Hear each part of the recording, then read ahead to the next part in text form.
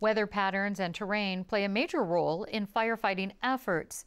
But what works best in Northern California's Jerusalem fire, for instance, won't necessarily work well for San Diego wildfires.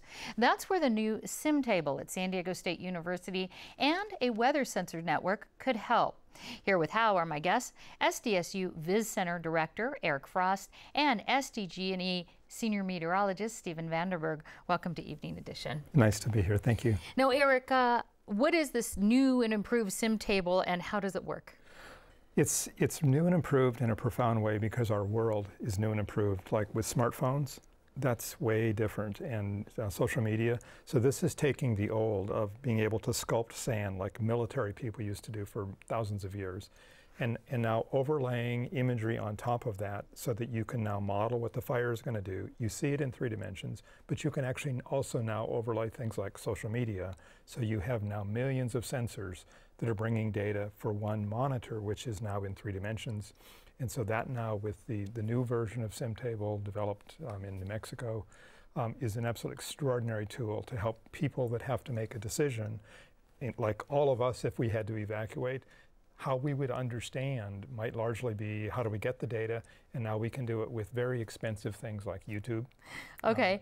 And so we could then respond. Okay, so kind of it sounds like a crowdsourcing, and we saw the 3D animation there. Can firefighters access this right now? It's actually something that the way we're doing it, what we're doing with it right now is understanding how you would use it for evacuations, for protecting firefighters, for putting it into social media, for getting it out of social media. So this absolutely is something that SDG&E could use it, the fire department could use it, CAL FIRE could use it.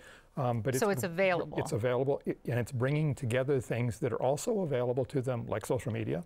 But do they use it? And they're just starting to do that. We'll come back to that access question, but I want to get to Steve first because there's a wildfire weather sensor network that was set up last year in San Diego's back county. What are these sensors and what do they measure? Well, the sensors you're talking about is our network of 170 plus weather stations. We actually started that process 5-6 years ago. And what those are is a collection of weather stations that give us readings on wind speed, wind direction, temperature, humidity, and they send that data back to us and the public and the fire agencies and the weather service every 10 minutes. And not only that, but these weather stations that are out there are calibrated annually, so we know that the data is good and we can rely on that data. And it's accurate. Something else you also developed is a category system for Santa Ana events, which we know fuels fires, especially here in the fall. So how is that information shared with other agencies, including the SIM table? So the Santa Ana Wildfire Threat Index is available through santaanawildfirethreat.com. Not only that, but the county through their SD emergency app pushes that information out, and basically what that is, it's a decision support tool that's available to everyone in this county, including first responders and the public, that tells them what's the potential for large fires with the Santa Ana, and it does so by rating each event just like hurricanes get rated. So hurricane is a Cat 1 through Cat 5.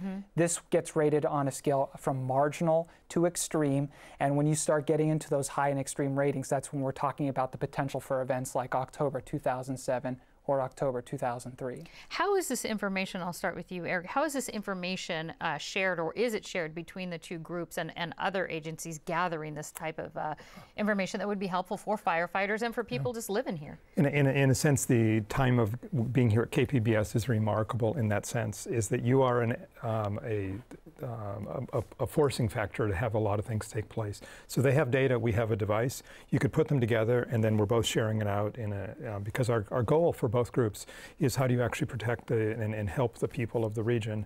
And what KPBS championed in an extraordinary way in the 2007 fires was the crossing the border. Sure. And so what could be done with these data sets and what their data set does in a remarkable way, it also has information from south of the border. Right, so we'll have to end on this, but will you be using this in working with, let's say, SIM table or other organizations like SDSU's Viz Center? Well, all of that data that we've generated, which I only briefly touched on here, we frequently share with folks like Eric so that we can take these tools to the next level. All right, so much more to learn about as things come up. Steve Vanderberg and Eric Frost, thank you so much.